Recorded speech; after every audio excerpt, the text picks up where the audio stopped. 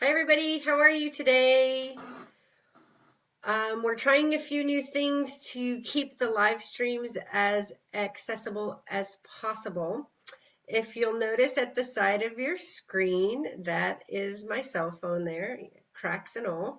And what we're doing is using real-time transcription so that you can follow along, for those of you who are hearing impaired, or even those of you for whom the captions may help with comprehension or make it easier for you to be a part of what we're doing here.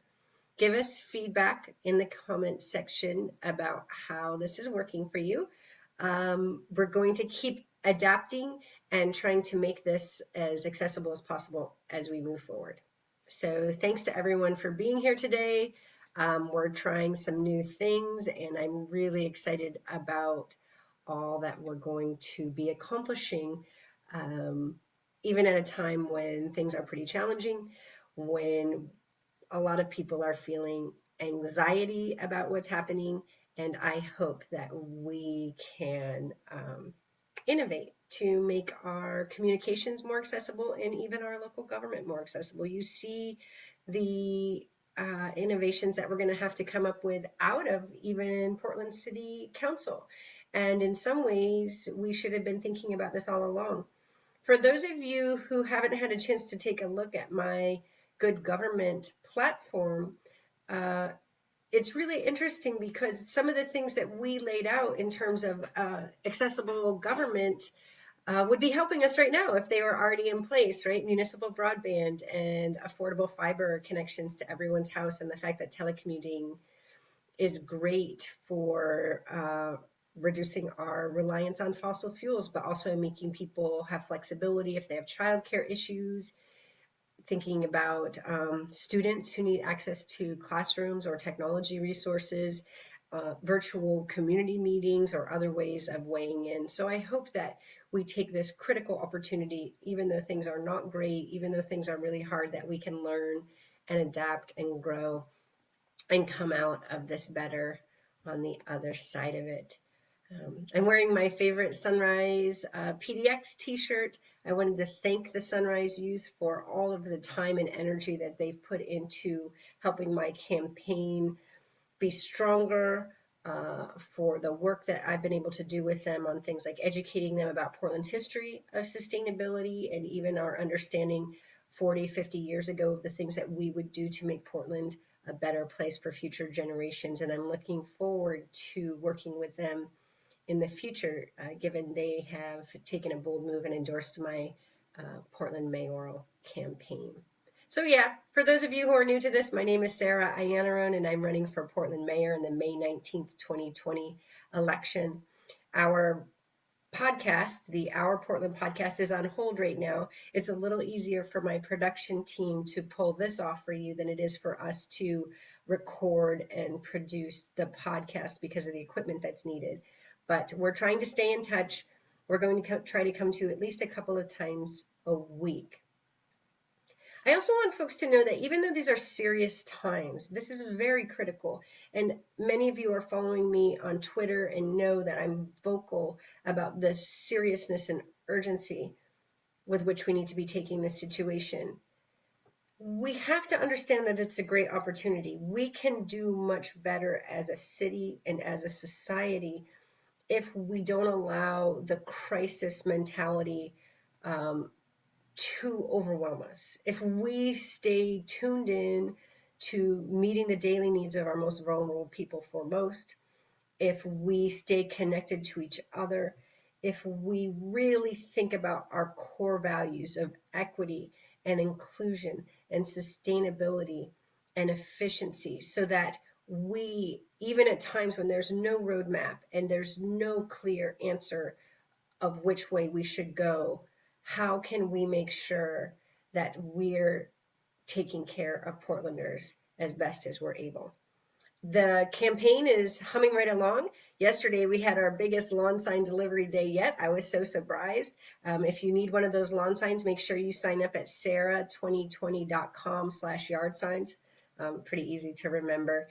They're easy for us to put in the ground. No need to worry about transmission because one of our volunteers, potentially even one of our staffers, will just drop it in your yard, and we don't have to worry about any transmission that way. So it's a safe, easy way to engage in the campaign with very little risk or input on your part. We're having some virtual phone banking sessions, and every time you sign up, there's an opportunity to train. Our field crew is amazing. We've got Russell, Liz, and Ryan who are working hard every day organizing our volunteers. I know you're out there. Thank you. I know you've been phone banking already. We're going to have phone banking sessions Thursday, Friday, Saturday evenings this week. If you're feeling disconnected, you can sign up for them. The team is asking people when they call whether they need anything. If you're feeling disconnected at all or you want to connect with neighbors, this isn't simply outreach. This is connecting time. The rules of engagement are completely changing. And in fact, they're changing in favor of candidates like me who are already grounded in community, are already grounded in caring, and already grounded in compassionate solutions. So make sure you've visited sarah2020.com/volunteer, and you can sign up for those phone banking and text banking sessions. You can also go to sarah2020.com/events if you want to look day by day and see what's going on. Maybe you didn't sign up in advance, but they've got something going on that afternoon and you have a little bit of time on your hands. We'd be happy to have you. I'm going to try to keep the tirades to a minimum on the live stream. I am very, very frustrated about what's going on in our city and state right now with regard to the shelter in place policies or lack thereof. It's become clear to me, and it was clear to me over a week ago, that we needed to take urgent, strict action with regard to mandatory social distancing and even quarantining. What does that mean? It means for people like me who can work remotely, who have access to technology or have jobs where they can telecommute or adapt, my privilege means that I'm not the most affected person when this crisis hits the ground. We're talking about the supermarket cashiers. We're talking about the food service workers. We're talking about the retail workers, the hairstylists, the frontline people who are receptionists are not being given the worker protections that they need. The small businesses who need to be able to close down and lay off their employees and file their insurance claims and make sure that their employees can file for unemployment are not having the protections that they need because our government's dragging their feet. Now, if I had to think about it from the governor's perspective, I understand a little bit her equivocation. She's the governor of a pretty big state, and there's a lot of differences between what's happening for my small business on Southeast 72nd Avenue and what might be happening in Klamath Falls or even Bend. But when it comes right down to the city of Portland, we need to take uniquely urban action for dealing with crises that are affecting an urban population. We have tried to create a compact, walkable community, and so we have dense neighborhoods. We do have compact things like the East Bank Esplanade, the Tom McCall Waterfront Park, public transit, where our systems are designed to move people and to connect people in close quarters, and we need responses that acknowledge the unique situation for urban Oregonians. And so I am so upset that we have not been able to get those shelter in place mandates handed down from our state or local government. And I'm just going to share with you what this looks like on the ground, because a tweet came into my messages, a DM came into my Twitter messages right before we went live on this. And I wanted to share it with you because these are the kind of things that I'm getting day in and day out. And I'm so worried that there's no place for these people to go. And it said this: "Hi, I'm scared and I'm sorry I'm reaching out to you, but I don't know who else to tell. I've donated to your campaign when I could afford it. My job won't close unless it's forced to. I work across from a sink at my employment, and I'm not noticing extra hand washing from anyone here. My hands are so dry from washing that they're cracking. I can't just choose to not show up because I can't afford to be fired. I don't want to be sick or be a vector. Can you please help me?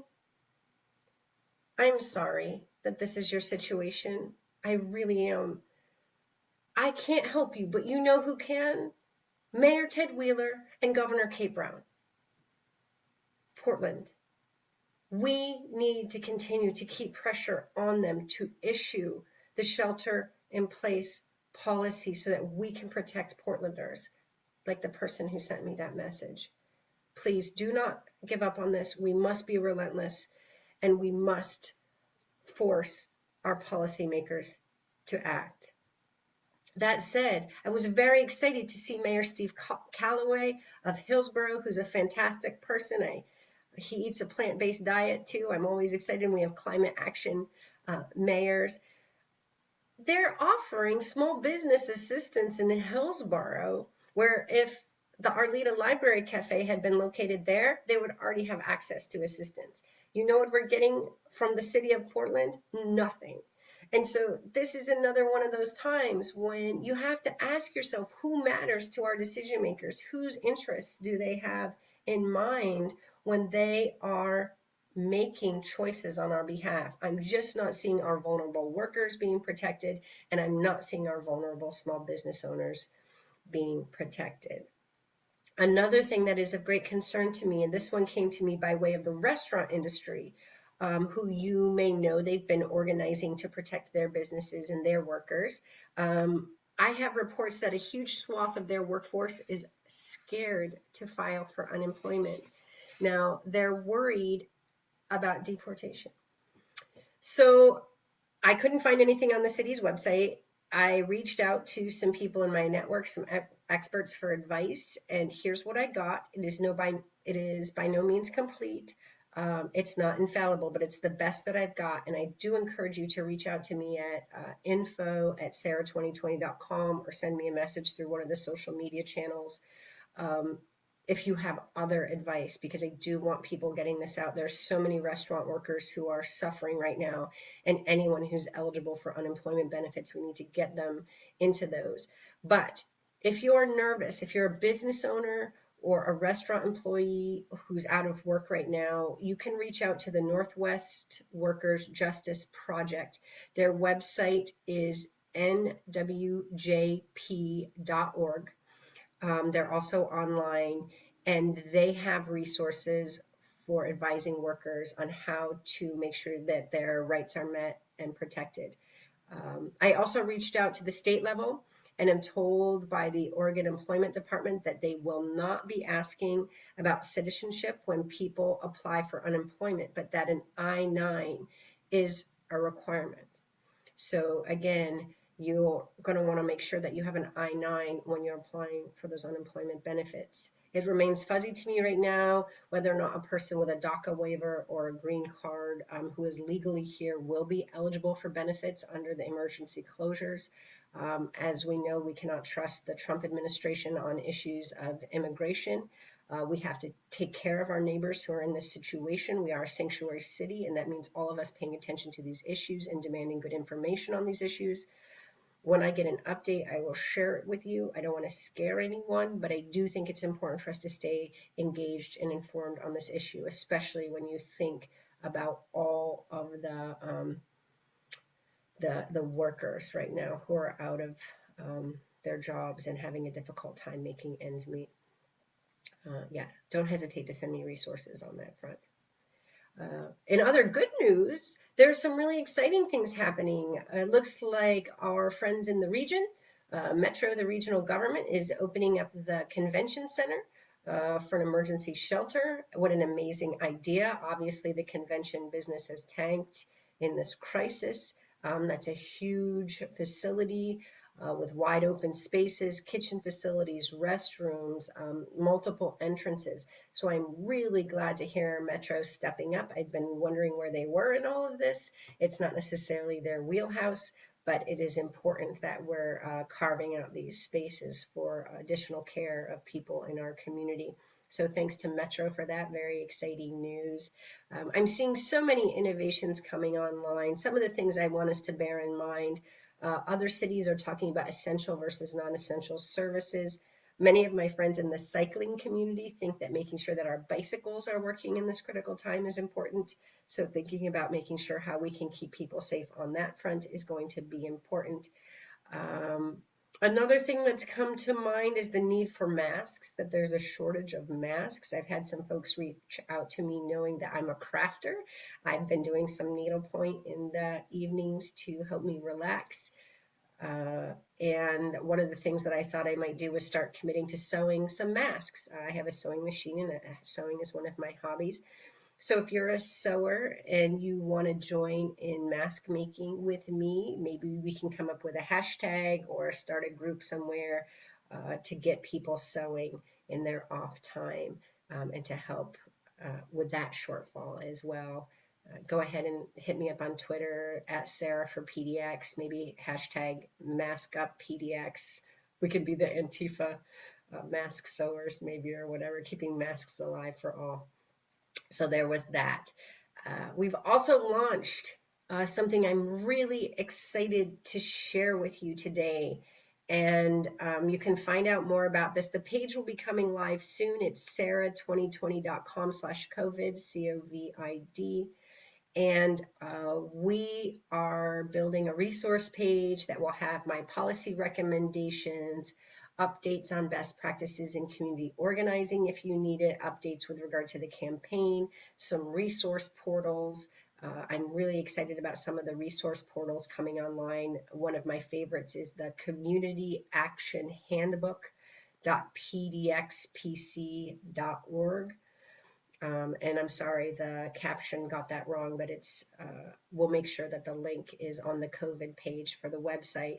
But this is a portal. It's a collaborative portal where people from all around the city, regardless of what they're working on, can put resources. It's similar to a wiki. They built it in a Google Doc. One of our Sarah 2020 supporters, Tim McCormick, is spearheading it, but it's a really great resource. If you're working on things and you have help to offer people, you can link to it in there. I know one of my opponents in this race, Ozzy Gonzalez, is working on some things in Spanish language, so I wanted to thank him for that. That's a great addition to our community. So everybody coming together in this critical time just to put resources into play, to organize our communities, and we really are a formidable force when we do that. I have to say, I have been so impressed by my team. I knew when I was building this that I had some amazing talent. We were so honored when Greg McKelvey came back from Atlanta to lead our team. Happy birthday to Greg, by the way. Today is his birthday. And he has pulled together a group of just amazing, predominantly young people. I'm the old folk in the room now, but who are innovating on civic engagement and on the technology front and communications front and design, and right down to how we are even now reconnecting with you. And between yesterday afternoon, when Greg got a call from an elderly neighbor for help, and today, what my team has been able to pull together is something that we're calling the Hello Neighbor effort. And what they are is, and I want to give a great shout out to Hollywood Impress on this too, because they printed these actually for free because they thought the idea was so good and they wanted it shared. So what this is cards that say, hello neighbor. Let me see if I can make sure you see that. And what they do is they help you understand. You can get these cards. You can either print them out from our website, or you can sign up and we'll get some to you. And you can write your name on them, your address, and your phone number, and drop them off to your neighbors to make sure that anyone who's forced home, your elder neighbors, anyone who is in isolation because they're sick, or maybe they're even just lonely and want someone to talk to, can reach out to you for help. It's a way for us to connect to each other at this critical time, to make sure our needs are being met, to help us build community.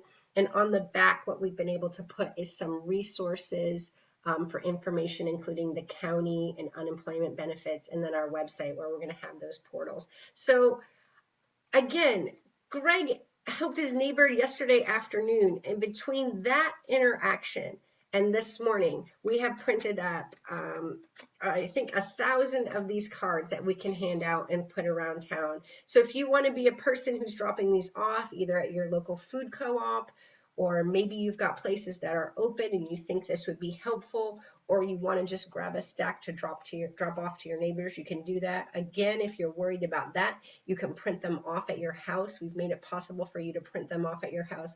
But this is just an amazing example of when you bring community together with great ideas, the kind of things that can happen. So this Hello Neighbor card is going to be great. I think Portlanders are going to love it. It's exactly the kind of thinking that I wish I had gotten an email from the Office of Civic Life that said, hey, neighbor, download this card and go drop them on people's porches. Just make sure, what we're asking on here, and we even write it on here, is make sure you take every precaution to ensure well-being, which means washing your hands prior to delivering your cards and staying 6 feet away from other people, and just leave these on folks' doorsteps because you're not allowed to put things that aren't U.S. Postal Service in people's mailboxes. Maybe it will catch on, maybe it won't, but the lesson in it is this. Don't go into isolation just because we're distancing to protect ourselves from illness and from spreading the virus. The most important thing we can do right now is connect with each other. Keep connecting. Stay open, stay vulnerable, ask for help if you need it. And if you have help, give it. At the same time, good self-care is important. I know our sleeping patterns are changing. I know our eating patterns are changing. Our exercise patterns are changing. So some of the things that you can do would be take walks and drop things off with your neighbors, or even just connect to people from their porch. I saw Kyle Johnson from the Aerial Tram Bike Valet is hosting neighborhood potlucks where at noon, at lunchtime, everyone can come eat their lunch on the porch at noon. We're not apart when we're together in our minds and in our hearts. So I think with that, I'm going to leave you. I'll try to keep these short so you don't get too bored. I hope you all enjoy the sunshine this weekend. It's supposed to be lovely. Get as much of that vitamin D in as you can before the rains come next week. Relax, unwind. We've got a long road ahead of us, and so I want all of you taking good care, staying healthy, staying upbeat, and staying connected to each other. Have a great weekend, everybody. Talk to you later.